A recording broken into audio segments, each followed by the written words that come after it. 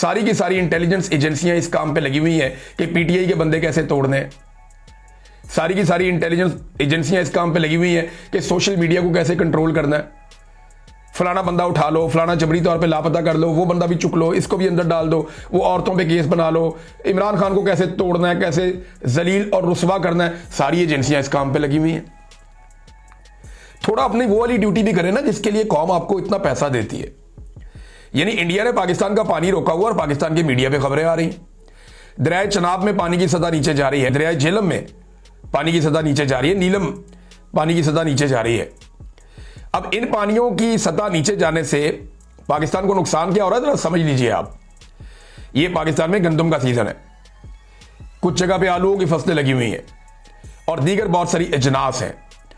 यहां पे पानी देना पड़ता है, बारिशें तो हो नहीं रही तो आपको पानी देना पड़ेगा। नहरी पानियों के ऊपर, खालों के पानियों के ऊपर इन्हिसार है पाकिस्तान के किसानों की एक बहुत बड़ी अक्सरियत का। अब नहरें खुश्क हो रही हैं, ये रिपोर्ट जियो पे भी आई, बाकी जगहों पे भी आई। तो इंडिया ने पाकिस्तान का पानी रोका हुआ है।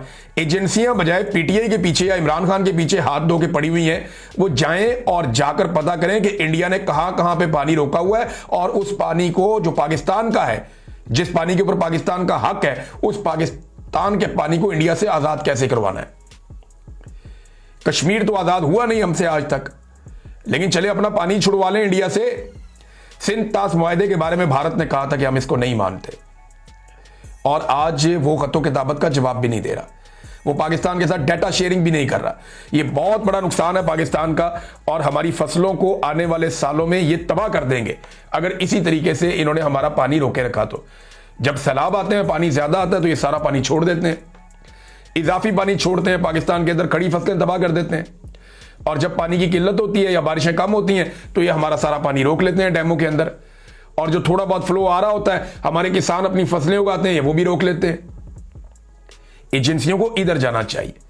ये हमास को जाके गैर मुसल्ला बाद में कर लें, पहले पाकिस्तान का पानी इंडिया से छुड़वा लें, जो करने वाला काम है।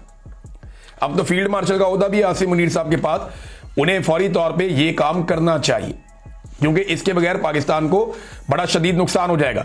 नाजरीन, इमरान खान साहब की बहनें और उनके बेटे लगातार आलमी मीडिया को इंटरव्यूज दे रहे हैं। इमरान खान की बहन अलीमा खानम ने कैटी हॉल पर शो में शिरकत की। वहां उन्होंने काफी बातें की। उन्होंने बताया जी कि इमरान खान को जब वो रूस गए तो वो सस्ता तेल और गंदम लेना चाहते थे, लेकिन फिर उन्हें निकाल दिया गया, रिजीम चेंज किया गया, लोगों ने उसके ऊपर बड़ा रद्द-ए-अमल दिया, वहां से एक तहरीक खड़ी हो गई। तो बड़ी तफसील से उन्होंने बताना शुरू किया चीजों का और जिन हालात में इमरान खान साहब को रखा जा रहा है, जो तकलीफ दी जा रही है, वो भी बताया। और इमरान खान साहब जो पैगाम बाहर भिजवाना चाहते हैं वो क्यों उनको ये तरीकाकार अडॉप्ट करना पड़ा, ये भी उन्होंने बताया। दूसरी जानिब इमरान खान साहब के बेटे लगातार अपने वालिद की कैद तन्हाई और उनके ऊपर जो जुल्म हो रहा है, जो गैर कानूनी तौर पर इनको हिरासत में रखा गया है, वो उस मामले में, और उनको किसी किस्म का इंसाफ भी नहीं मिल रहा। ये चीजें आलमी मीडिया पे उठा रहे हैं। इन्होंने इंटरव्यू दिया मेहदी हसन साहब को, और मेहदी हसन साहब को इंटरव्यू देते हुए उन्होंने ये भी बताया कि बरतानवी हुकूमत का ख्याल है कि इन हालात में इमरान खान के बच्चों को पाकिस्तान नहीं जाना चाहिए। ये बरतानवी हुकूमत भी नहीं चाहती कि वो पाकिस्तान में इस वक्त आए क्योंकि हालात ठीक नहीं है। ये बरतानवी शहरी है ना, बरतानिया फिर बताता है अपने शहरियों को, एडवाइजरी जारी करता है कि आपने जाना है या आपने नहीं जाना, या हालात पाकिस्तान में क्या है। ये प्रॉब्लम तो रहती है, जो भी बंदा पाकिस्तान जाता है उसके साथ क्या वहां सलूक किया जाता है। ये बहुत सारे बंदों ने हमें आकर बताया कि जनाब हमारे साथ तो ये कुछ हुआ पाकिस्तान में। तो आलमी मीडिया पे ये लोग आवाजें उठा रहे हैं और इन आवाजों से असर पैदा होगा। ऐसा नहीं है कि ये ऐसे ही वो बेचारे हवा में तीर चला रहे, नहीं, वो अपनी पूरी कोशिश कर रहे हैं। इमरान खान साहब की फैमिली वो अपना पूरा जोर लगा रहे हैं। ओवरसीज पाकिस्तानियों ने भी जोर लगाना शुरू किया। मैं कुछ नौजवानों को यूरोप में देख रहा था जिन्होंने कॉन्फ्रेंस भी करवाई थी सोशल मीडिया की। अलादीन वगैरह और बाकी और दोस्त हैं वहाँ पे, काफ़ी सारे अच्छे नौजवान हैं, बड़े एनर्जेटिक लोग हैं। यहाँ पे बरतानिया में एक नौजवान है मुआज, ये सारे भागदौड़ कर रहे हैं। जो पुराने लोग हैं, सज्जाद बरकी साहब हैं, ये क्योंकि सारी ओवरसीज पाकिस्तानियों को देखते हो, पाकिस्तान तहरीक इंसाफ दोबारा से अपने आप को रीअलाइन कर रही है। इन्होंने ये भी फैसला किया कि हर मंगल वाले दिन जब इमरान खान साहब की बहनें जाएंगी मुलाकात करने के लिए, हम इन मुल्कों में धरने देंगे और बैठ जाएंगे कि जनाब इंसाफ फराहम किया जाए, इमरान खान साहब की मुलाकातें खोली जाएं। तो ये बड़ा पॉजिटिव है कि पाकिस्तान तहरीक इंसाफ ने दोबारा से जो ओवरसीज चैप्टर है अपना, उसको रीअलाइन किया है कि मिलजुल कर दोबारा से काम करते हैं। दूसरी जानिब पाकिस्तान के अंदर भी दबाव बढ़ाया जा रहा है। तहरीक तहफ़्फ़ुज़ आईन पाकिस्तान, उन्होंने आज कौमी कॉन्फ्रेंस आज से शुरू हो रही है, आज चलेगी, कल चलेगी, 2 दिनों में। महमूद खान अचकज़ई उसकी सदारत करेंगे और ये जुल्म के खिलाफ इज्तिमाई दानिश से राह निजात, इकट्ठे होंगे, बैठेंगे, मिलकर फैसला करेंगे और एक दूसरे के साथ मिलकर मसाइल का हल निकालेंगे। फिर तहरीक तो आपको चलानी पड़ेगी। देखिए, डिक्टेटर कभी भी डायलॉग के जरिए नहीं गया। अगर किसी को लगता है कि डिक्टेटर के साथ डायलॉग किए जा सकते हैं, तो डिक्टेटर सबसे पहले अपनी कुर्सी बचाता है, अपने इक्तदार और अपनी ताकत को बचाता है, अपने आप को मजबूत करता है और उसके बाद अपने खाने में से जो बची हुई हड्डियां हैं वो बाकियों के आगे डालता है कि ये खा लो।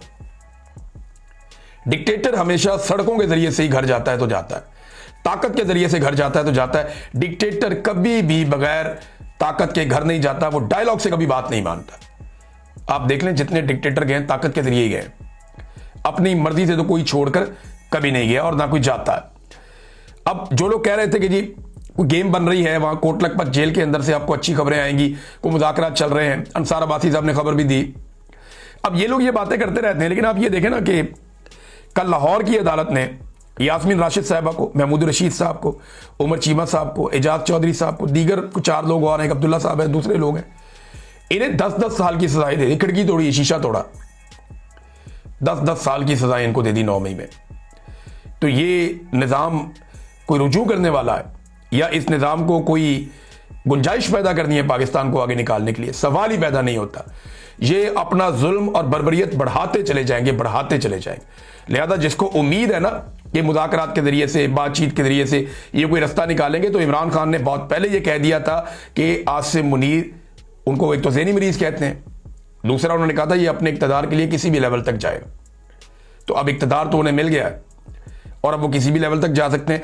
जैसे ही उन्हें इक़्तिदार मिला, उन्होंने फैज़ हमीद को भी 14 साल के लिए लंबा कर दिया, यहाँ पे 10-10 साल की सजाएं सुना दी, इमरान खान साहब की मुलाकातें बंद कर दी और अब तक उनकी मुलाकातें नहीं हो रही।